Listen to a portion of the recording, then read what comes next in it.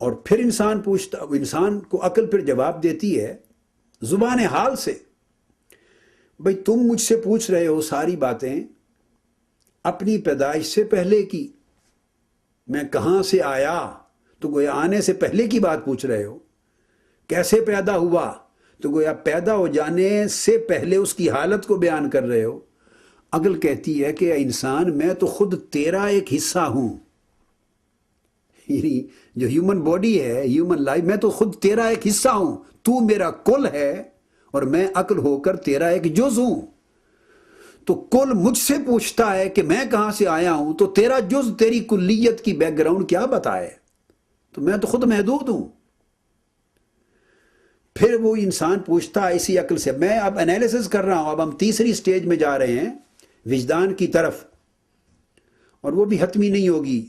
اب یہ سوالات ہیں ان لوگوں کے سوچنے کے لیے کہ جنہوں نے عقل کے فیصلے کو ہی سب کچھ سمجھ رکھا ہے اور کل سمجھ رکھا ہے، اور جو نبوت اور رسالت کی احتیاج محسوس نہیں کرتے، حاجت مندی محسوس نہیں کرتے، اور اگر حاجت مندی ایک درجے میں بڑی شفقت اور کرم نوازی فرماتے ہوئے معاذ اللہ اگر کرتے ہیں محسوس، تو پھر اس کو حجت نہیں مانتے۔ اب میں اس کو انالائز کر رہا ہوں کہ آئیے، اگر عقلی حجت ہے، فیصلہ عقل نہیں کرنا ہے کہ آپ کی عقل نہیں مانتی، تو میں عقل کی حیثیت کو ذرا انالائز کرنا چاہ رہا ہوں کہ عقل کیا مانتی ہے اور کیا جانتی ہے۔ پھر انسان اسی عقل سے پوچھتا ہے کہ اے عقل، تو میرا تو نہیں بتا سکی کہ میری حقیقت کیا ہے اور کہاں سے، اب بتا کہ کائنات کی حقیقت کیا ہے، کائنات کہاں سے آئی ہے، از خود وجود میں آ گئی یا کسی نے اس کو پیدا کیا؟ اب اس کا مبلغ علم بھی عقل کا سائنس ہے، اور سائنس اس کو پھر ایک چاند پر لے جا کے ختم ہو گئی، اور چاند سے اوپر عقل نابینا ہے، اس کو پیچھے کچھ نظر نہیں آتا۔ اس نے کہا ایک بگ بینگ تھیوری ہے، ایک ایکسپلوژن ہوا تھا، ایک کولیجن ہوا تھا، اور اس سے ایکسپلوڈ ہو گئی ایک اکائی تھی، کازمک ایگ تھا، کوئی چیز تھی، جو بھی نام مختلف سائنس نے دیے، ایک اکائی تھی، ایک یونٹ تھا، اور وہ پھٹ گیا۔ بھئی وہ کیسے پھٹا؟ اب یہاں تک تو عقل نے پہنچا دیا، اور عقل بھی کیٹیگوریکل مختلف تھیوریز ہیں، مگر یہاں تک تو عقل نے تھوڑے اشارات دے دیے، مگر وہاں پھر سوال آیا کہ پھر وہ کازمک ایگ یا وہ یونٹی یا وہ اکائی وہ کہاں سے وجود میں آئی؟ اس سے آگے تو نتھنگنیس ہے، تو نتھنگنیس سے ایگزسٹنس کیسے وجود میں آ گئی، اور نتھنگنیس کیا تھی، اس کی کوئی ایکسپلینیشن، کوئی جواب نہ سائنس کے پاس ہے نہ عقل کے پاس ہے۔ بس وہاں جا کے کائنات رک گئی ہے، کائنات کا علم عقل کا جو سراغ ہے وہ رک گیا ہے۔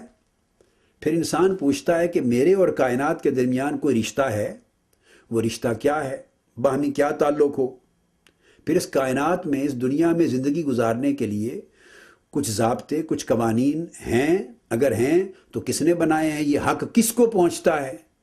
ہم سارے انسان ہیں، کس نے بنائے؟ کون سی چیز اچھی ہے، کون سی چیز بری ہے؟ اب اس کو کس طرح ڈیفائن کیا جائے، اور اس کو ڈیفائن کرنے کے اصول کیا ہیں، ڈیفائن کرنے کی اتھارٹی کس کے پاس ہے؟ اور مختلف سوسائٹیز میں ڈیفینیشنز بدل جائیں تو پھر یونیورسل پرنسپل کیا ہوگا؟ عقل کے پاس اس کا پھر یہاں آ کے تھوڑا سا جواب دیتی ہے، 2 قدم چل کے پھر رک جاتی ہے، پھر متحیر اور حیران ہو جاتی، ششدر کھڑی ہو جاتی۔ پھر انسان نے پوچھا عقل سے، ظلم کیا ہے، انصاف کیا ہے؟ پھر انسان پوچھتا ہے کہ جب میں مر جاتا ہوں، اور روز دیکھتا ہوں کہ انسان مرتا ہے، تو جب میں مر جاؤں گا تو کہاں جاؤں گا؟ کیا ٹوٹلی ایلیمینیشن ہو جائے گی اور this is the end of the whole story? کیا یہ میری پوری داستان حیات کا خاتمہ ہو گیا، ہمیشہ ہمیشہ کے لیے ختم ہو گیا اور اس کے بعد کچھ نہیں؟ اگر یہ ہے تو پھر انسان پوچھتا ہے، تو ہاں عقل تو یہی کہتی ہے کہ ہاں بھائی جب مر گیا تو بس اس کے بعد آگے کچھ نہیں۔ تو عقل کا عالم تو یہ ہے کہ قبر تک چلی، اور قبر کے آگے عقل اندھی ہے، اس کو کچھ معلوم نہیں، اس نے کہہ دیا ہاں دیٹ از فنشڈ۔ اس کا مطلب یہ ہوا کہ عقل کے ہاں انسان صرف یہ مادی وجود تھا، صرف فزیکل ایگزسٹنس تھی۔ تو آپ نے دیکھ لیا کہ عقل کی محدودیت پھر آ کے فزیکل ایگزسٹنس پہ رک گئی اور اس سے آگے عقل نہیں بتا سکتی. اور اگر وہ عقل کہتی ہے کہ ہاں یہ جب موت ہو گئی تو بس انسان ختم ہو گیا، تو پھر انسان کہتا ہے کہ اگر موت پر انسان ختم ہو گیا تو کتنے لوگ ہیں جنہوں نے ساری زندگی ظلم کرتے گزار دی، قتل کرتے رہے، ڈاکے کرتے رہے، لوٹ مار کرتے رہے، ملکوں میں کرپشن کرتے رہے اور انسانیت کو تباہ کرتے رہے، ہیومن کلنگز کرتے رہے اور دہشت گردی کرتے رہے اور قتل و غارت گری کرتے رہے. کتنے لوگ ہیں دنیا میں، اور ان میں سے بے شمار لوگ ہیں جنہوں نے لوٹ مار کی، پیسے بنائے اور بڑے بڑے امیر کبیر لوگ ہو گئے، اور جنہوں نے قتل و غارت کی، حرام خوری کی، لوگوں کے حق مارے، ڈاکہ زنی کی، اور ان میں سے بے شمار لوگ ہیں اتنے طاقتور ہو گئے کہ کمزور قانون کا بھی ہاتھ ان پر نہیں پڑ سکا. کمزور قانون کا بھی ہاتھ نہیں پڑ سکا ان پر. ایک زمانے میں یہ لوگ کمزور تھے، تو بین الاقوامی سطح پر بات کر رہا ہوں، مغرب کی میں بھی، مشرق میں بھی اور مغرب میں بھی قانون طاقتور تھا تو ہاتھ ڈال لیتا تھا. اب تو قانون کمزور ہے اور انسان طاقتور ہے. قانون کمزور ہے، حکمران طاقتور ہیں.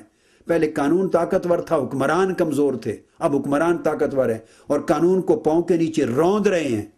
قانون سسکیاں لے رہا ہے. ایک آدمی تو سے محدود اپنی زندگی کی حد تک ظلم کرتا ہے، کئی پوری سوسائٹی میں ظلم کر رہے ہیں اور کئی پوری دنیا میں ظلم کر رہے ہیں، اقوام عالم میں ظلم کر رہے ہیں. تو انسان پوچھتا ہے کہ بے شمار لوگ جو ظلم کرتے کرتے دنیا سے چلے گئے اور ہزاروں لاکھوں لوگ مظلوم ہیں جو لٹ گئے، پٹ گئے، جن کی عزتیں لٹ گئیں، جن کا مال لٹ گیا، جن سے زیادتی ہوئی، جن کے حق پامال ہوئے اور عدالتیں انہیں داد رسی نہیں دے سکی، ان کا حق نہیں دلا سکی، ظالم کو سزا نہیں دے سکی. تو اگر موت پر ہی، ڈیتھ کے ساتھ ہی اینڈ ہو گئی لائف کی، تو پھر تو ظالم کا تو انجام ہی کوئی نہ ہوا برا.